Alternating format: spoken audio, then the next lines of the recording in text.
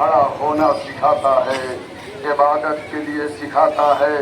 کربلا مظلوموں کی حمایت کے لیے ہمیں سکھاتا ہے، یعنی کربلا یہ بتاتا ہے مظلوموں کی حمایت کرنا یہ انسانیت ہے، مظلوموں کی حمایت کرنا یہ انسانیت ہے، اور ظلم کے سامنے خاموش رہنا یہ انسانیت کے خلاف ایک جرم ہے۔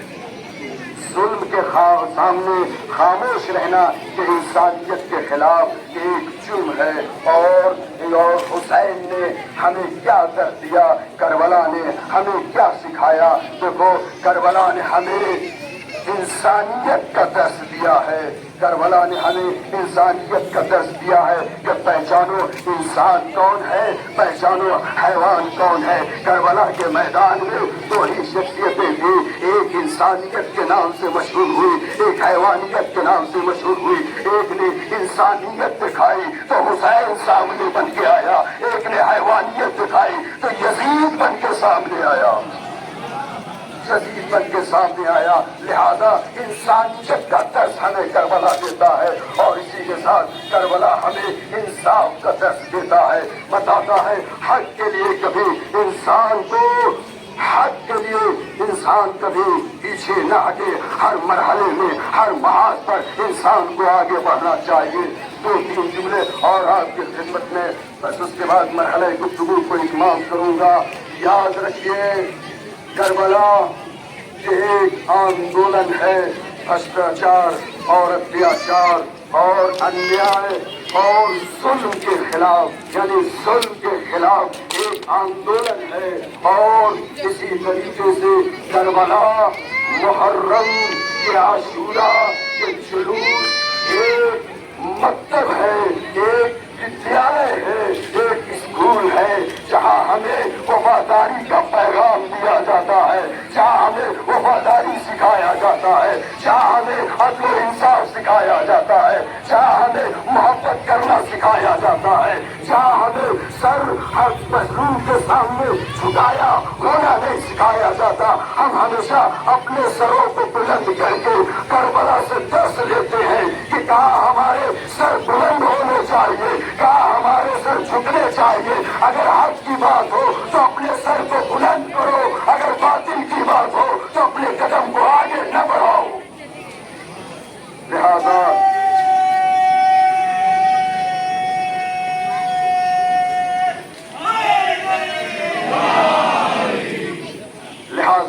یہ کربلا، یہ عاشوراء ایک روشنی ہے، ایک نور ہے، ایک روشنی ہے جو دبے کچلے سماج کو اندھیروں کے دلدل سے باہر نکالتا ہے، جو لوگوں کو اندھیروں کے دلدل سے اور نا امیدی کے دلدل سے باہر نکالے، اسے حسین ابن علی کہتے ہیں، اسے حسین ابن علی کہتے ہیں۔ اور یاد رکھیے یہ محرم ایک ایسی طاقت ہے جو ظالموں کے خلاف فتح اور مظلوم، ظالموں کے خلاف جو ہے فتح اور مظلوموں کے خلاف شکست کا اعلان کرتی ہے، شکست دکھاتی ہے۔ اور بس ایک جملہ اور آپ کی خدمت میں عرض کروں گا، محرم ایک ایسا طوفان ہے، یہ عاشوراء ایک ایسا طوفان ہے جو ظالموں کے چہرے کو بے نقاب کر کے اس کے اوپر پانی ڈال دیتی ہے۔ پتہ یہ چلا اگر محرم نہ ہوتا تو جو ظالموں کے چہرے بے نقاب نہ ہوتے، حسین نے کربلا میں آ کر بتا دیا کون ظالم ہے، کون مظلوم ہے۔ حسین نے بتایا کہ جو میرے نانا کی پیروی کرتا ہوا نظر آ جائے وہ مظلوم ہے، اور جو نانا کی مخالفت کرتا ہوا نظر آئے وہ ظالم ہے۔ حسین نے سر کٹا دیا لیکن سر نہیں جھکایا، سر کٹا کے یہ بتا دیا کہ ہم جیتنے والی قوم ہے، ہارنے والی قوم نہیں ہے۔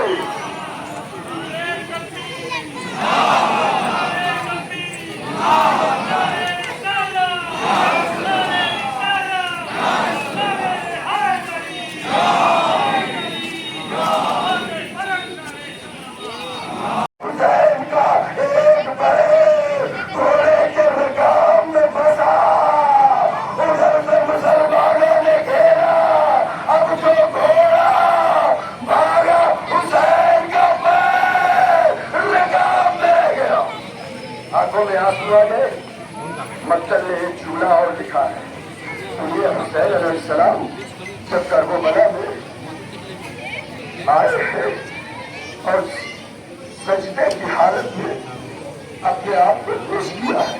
آخر وقت آ کے سجدے میں تھے. یہ جملہ میں آپ کے لیے پڑھ رہا ہوں. حسین سجدے میں تھے کہ ابن میں عمر سعد نے کہا کون ہے جو حسین کو قتل کرے, کون ہے جو حسین کو قتل کرے. ایک مرتبہ ایک شخص اٹھا, ہاتھوں میں تلوار لے کے آگے بڑھا. حسین کے قریب پہنچا. ابھی تو 4 قدم کا فاصلہ تھا کہ مرتبہ وہ انسان جم گیا, آگے نہ بڑھ سکا, پیچھے ہٹا. لوگوں نے پوچھا ارے تم قتل کرنے گئے تھے, پیچھے کیوں ہوتے. ایک مرتبہ وہ یہ کہتا ہے ارے جو میں نے دیکھا تو نے نہیں دیکھا, ارے میں نے دیکھا رسول خدا امام حسین کے سر کو اپنی آغوش میں لیے ہوئے جملہ کہہ رہے ہیں اے بے حیا تجھے شرم نہیں آتی. بس اللہ تعالیٰ جب حسین سجدے آخر میں تھے تو دوسرا شخص آیا. کوئی آگے نہیں بڑھ رہا تھا جو حسین کو قتل کرے. مطلب یہ جملہ لکھا کہ شیر بن جوشن آگے بڑھا, آگے بڑھا.